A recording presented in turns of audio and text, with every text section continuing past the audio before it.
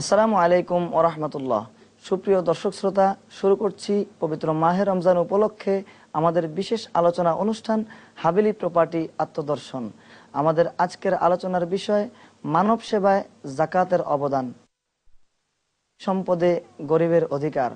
আজকে আমাদের মাঝে আলোচক হিসাবে উপস্থিত রয়েছেন বিশিষ্ট ইসলামী চিন্তাবিদ মাওলানা মুফতি মোহাম্মদ বখতিয়ার উদ্দিন, এবং আরও উপস্থিত রয়েছেন বিশিষ্ট ইসলামী চিন্তাবিদ জনাব আলহাজ মোহাম্মদ আলী ফারুকি।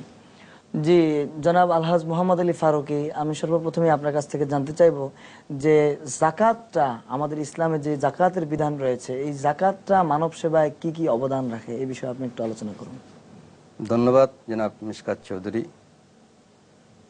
ইসলামের পঞ্চম স্তম্ভের অন্যতম স্তম্ভ পবিত্র জাকাত। ইসলামের যে পঞ্চম স্তম্ভ রয়েছে, জাকাত হচ্ছে একটি মালের ইবাদত। আল্লাহ রাব্বুল আলামিন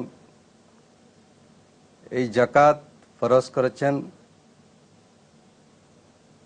এই জাকাতের মাধ্যমে, জাকাতের আবিধানিকতা হচ্ছে বৃদ্ধি পাওয়া, পবিত্র হওয়া, আত্মশুদ্ধি হওয়া।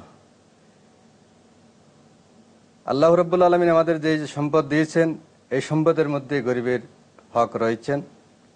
এই হক যথাযথভাবে আদায় করলে বর্তমান সমাজে অভাবগ্রস্ত রয়েছে, ফকির রয়েছে, মিসকিন রয়েছে, এতিম রয়েছে, বিশাল এক অবদান রাখতে পারে এই জাকাত।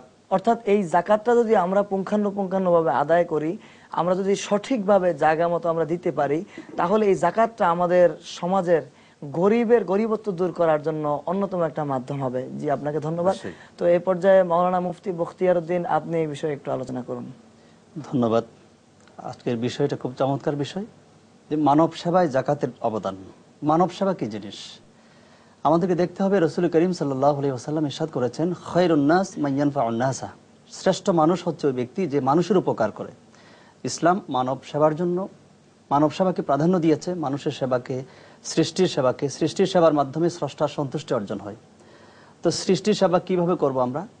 মানুষ বিভিন্নভাবে বিপদগ্রস্ত আছে, কেউ অভাবগ্রস্ত, কেউ অসুস্থ, কেউ বিপদগ্রস্ত, বিভিন্নভাবে মানুষ কালাতিপাত করছে। আমরা তাদেরকে চিহ্নিত করে, তাদের সেই সমস্যাগুলো চিহ্নিত করে সেগুলো সমাধানে যদি এগিয়ে আসি, তাহলে আল্লাহ পাক রব্বুল আলামিনের সন্তুষ্টি অর্জন করতে পারবো। এবং নবীজি সেই ব্যক্তিকে শ্রেষ্ঠ মানুষ হিসেবে হাদিস শরীফের মধ্যে আমাদেরকে উল্লেখ করেছেন। এবার আমরা দেখি, এই পৃথিবীর মধ্যে সবচেয়ে বড় সমস্যা হচ্ছে অর্থনৈতিক সমস্যা। আমাদের এই বাংলাদেশ, বিশেষ করে আমাদের দেশের অধিকাংশ মানুষ দারিদ্র সীমার নিচে বসবাস করছে।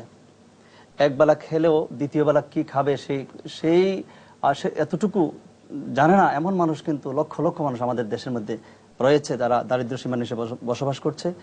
তো ইসলাম যে জাকাতের বিধান প্রবর্তন করেছে, সেই বিধান যদি আমরা যথাযথভাবে বাস্তবায়ন করি, তাহলে আমাদের দেশ না, শুধু সারা বিশ্বের মধ্যে অভাব বলতে কিছু থাকবে না, দরিদ্র বলতে কিছু থাকবে না। দারিদ্র সম্পূর্ণভাবে বিদায় নেবে পৃথিবীর বুক থেকে। আমরা ইতিহাস যদি পর্যালোচনা করি, দেখতে পাই হযরত সাইয়েদনা আবু বকর সিদ্দিক রাদিয়াল্লাহু তাআলা আনহু, ইসলামের প্রথম খলিফা, তিনি জাকাতের উপর বেশি গুরুত্ব দিয়েছিলেন। এমনকি যারা জাকাত দিত না, জাকাত অস্বীকার করত, তাদের বিরুদ্ধে তিনি জিহাদ ঘোষণা করেছিলেন এবং যুদ্ধ করেছিলেন জাকাত অস্বীকারীদের বিরুদ্ধে। দেখা যায় ইতিহাসে হযরত আবু বকর সিদ্দিক রাদিয়াল্লাহু তাআলা আনহু প্রথম বছর জাকাতকে এমনভাবে প্রতিষ্ঠা করলেন সমাজের মধ্যে, যে ধনীদের কাছ থেকে জাকাতের অংশ নিয়ে গরিবদের কাছ থেকে বিতরণ করলেন। পরবর্তীতে একজন ব্যক্তি খুঁজে পাওয়া গেল না যে জাকাত খাবে, অর্থাৎ সবাই কিন্তু সচ্ছল হয়ে গেছে। এই যে হাদিস শরীফের মধ্যে আসছে, হাদিস শরীফের মধ্যে রয়েছে যে তু খাজমিন আগনিয়াইহিম ও তুরাদ্দু ইলা ফুকরাইহিম, যে ধনীদের কাছ থেকে তাদের মাল নিয়ে গরিবদের কাছে দিয়ে দাও। অর্থাৎ প্রত্যেক ধনী মানুষের সম্পদের মধ্যে গরিবের একটা হক, গরিবের একটা অধিকার রয়েছে। আমরা যদি মনে করে থাকি, আমাদের এটা ভুল ধারণা যে জাকাত এটা গরিবের জন্য একটা দয়া করা হচ্ছে, করুণা, আসলে কিন্তু সেটা ঠিক না। জাকাত গরিবের প্রতি করুণা কিংবা দয়া কখনো নয়, বরং সেটা গরিবের অধিকার। সেই অধিকার আমাকে দিতেই হবে। যদি আমি না দেই, আমি গুনাহগার হব, আমি অপরাধী হব, আমাকে সে শাস্তি ভোগ করতে হবে। আল্লাহ পাক রব্বুল আলামিন আমাদের উপর জাকাত ফরজ করেছেন। হাদিসের মধ্যে আসছে যে জাকাত এবং নামাজের মধ্যে পার্থক্য করে ফাকাদ কাফারা, সে যেন কুফরি করলো। অর্থাৎ কোনো মুসলমান নামাজ এবং জাকাতের মধ্যে পার্থক্য করতে পারে না। নামাজ যেমন ফরজ, নামাজের যতটুকু গুরুত্ব জাকাতের কিন্তু কোনো অংশে কম নয়, কোনো অংশে কম নয়। অর্থাৎ আল্লাহ পাক কোরআনে যতবার নামাজের কথা বলেছেন ঠিক ততবার জাকাতের কথা বলেছেন।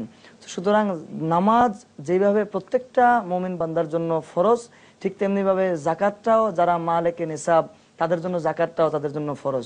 তো এই জাকাতটা আমরা যদি সঠিকভাবে ব্যবহার করতে পারি, তাহলে আপনার কথা থেকে বুঝতে পারলাম যেভাবে সিদ্দিক আকবরের জামানায় এই পরবর্তী বছরে আর কোনো গরিব লোক খুঁজে পাওয়া গেল না, তাহলে মনে হয় যে আমাদের দেশেও যদি আমরা সঠিকভাবে জাকাত